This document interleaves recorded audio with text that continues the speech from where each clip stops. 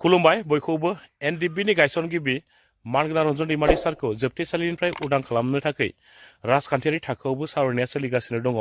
बेबायदि होननानै खौरांगिरिनि सिगाङाव बिबुंथि होदों बिटिआरनि गाहाय खुंगिरि मानव गेदेर प्रमद बर' बिथाङा। बिनि अनगायैबो बिटिआरनि सिमा बारायनाय, बिटिआरनि बायजोआव रायजो जानाय माखासे बर' रायजो राजाफोरनि हाहुनि जेंना, बिनि सोमोन्दैबो बिथाङा खौरांगिरिनि सिगाङाव माखासे बाथ्रा फोरमायदों। नोंथांमोना भिडिअखौ जोबजासिम नायनानै लाग्रो। बेनि उनाव नोंथाङा मा बुजिनो हादों कमेन्टनि गेजेरजों फोरमायलायबानो जाबाय। 2020 मायथाइनि 27 जानुवारियाव बिटिआर गोरोबथाया जादोंमोन आरो बिनिफ्राय 5 बोसोर कमप्लिट जाबाय। दा बे 5 बोसोराव जोंनि जिखिनि दफाफोर गोबाङानो इमप्लिमेन्ट जाबाय, माखासेया दंबावो। बेखौ जोङो लासै लासै जोङो इमप्लिमेन्ट खालामनो थाखाय सानदों।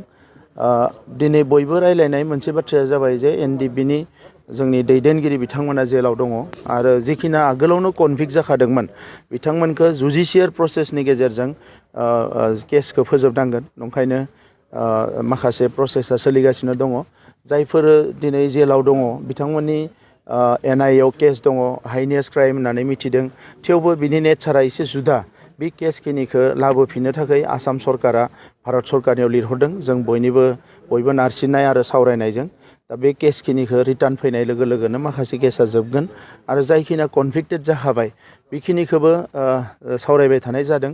दायो सुप्रिम कर्टआव बे केसखौ नांबाय थानाय जादों। बिथांमोना माखासे मानसिया बेखौ नेतृत्व लादों आरो जों सापर्ट होगासिनो दङ। दा बे केसखौबो जोङो लासैनो गभर्नमेन्टनिफ्रायबो खोब सावरायनो थाखाय जोङो लामा लादों जाहाथे फोजोबनो हायो। जिहेतु जुडिसियारिनि सायावनो सोनारनानै माखासे मानसिफ्रा खामानि मावबाय थादोंमोन। दा बे लाइनावनो जोंबो लामा नायदों। नाथाय थेवबो पलिटिकेल लाइनावबो जोङो आरोबाव प्रेसार होनानै खामानि मावनो थाखाय थियारि जागासिनो दङ। आङो मिजिंथिदों बे केसफोरखौ जों लासै लासै फोजोबजोबनो हागोन। बेखौ नागारनानै जि गामि सोसननाय, दासिम 60 गामि सोसननाय जाबाय, बाखि गामिफोरखौबो सोसननो थाखाय खामानि मावगासिनो दङ। बिनि गेजेराव मोनसेया जाहैबाय नैबे माबाया मा होनो इखो, जोंहा जिखिनि सनितपुर आरो बिश्वनाथनि फरेस्ट एरियानि हा। दा बे फरेस्टआव आगोलाव मानसि गैयि बायदि बिथांमोना बुङोमोन। नाथाय दा फरेस्ट एरियायाव जिखिनि रायजो जाबाय बिथांमोननि मेजरिटि मेक्सिमामनिनो हानि मोन्थायखौ होनाय जाबाय। दा बियो लासैनो बे ओनसोलफ्राबो रेभिनिउ लाइनाव फैगासिनो दङ। दा अब्ला जोङो जिहेतु रेभिनिउ ओनसोलखौ लानानै जोङो कन्टिगिउटि गामिखौ जोङो बिदों, जाय गामिफ्रा कन्टिनिउवास मोनसे माबायाव दङ गहपुरसिम एबा सिमुलुगुरिसिम, बे गामिखिनिनि सावरायनाया जागासिनो दङ। बिनि बादै जोंनि जिखिनि इन्स्टिटिउसन्स बियो कभिडनि थाखाय बोसोरसे फासयलांदोंमोन। नाथाय दायो प्राय 80% जि इन्स्टिटिउसनफोर बिनाय बिनि खामानिया कमप्लिट जाबाय आरो जोंहा पर्बतझरायाव जि रेल कच फेक्टरिमोन बेनि खामानियाबो अलरेडि 300 करोड़ बिथांमोना थिग खालामबाय। जे बेखौ खालामनो थाखाय जों हानि थाखाय एसे प्रपज फरेस्ट लेन्ड माखासे दङमोन। दा बे एरियाखौ जोङो थिग खालामनानै होबाय भारत सरकारनो। दा नंखायनो पर्बतझरायाव जानो गोनां जि रेल कच फेक्टरि, दा बेखौ वागन बानायनायनि थाखाय बिथांमोना थिग खालामगासिनो दङ। दा बिनि अनगायै माखासे जायफोर दफाफोर दङ बे दफाफोरखौ जोङो मोनसेनि उनाव मोनसे इमप्लिमेन्ट खालामगासिनो दङ।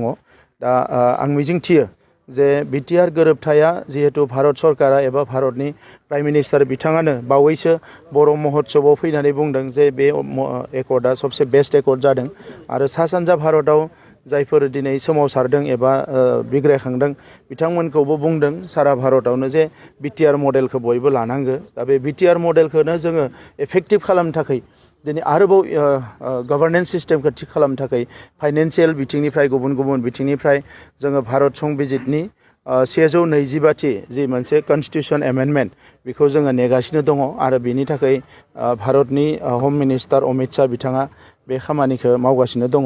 दा बे हिसाबै आं सानदों जे थाबैनो बे 125th एमेन्डमेन्टआ नेक्स्ट पार्लियामेन्टआव फैनाय लोगो लोगोनो बियो माबा जागोन, मा होनो, जोंनि जि मोन्थायफोरखौ मोननांगौ बेखौ जों मोनफुंगोन। गोदान डिपार्टमेन्ट जिखिनिखौ जोङो बिटिआर एकर्डआव लिरनाय दङमोन बे डिपार्टमेन्टखिनिखौबो मोननायनि लामायाव दङ थाबैनो।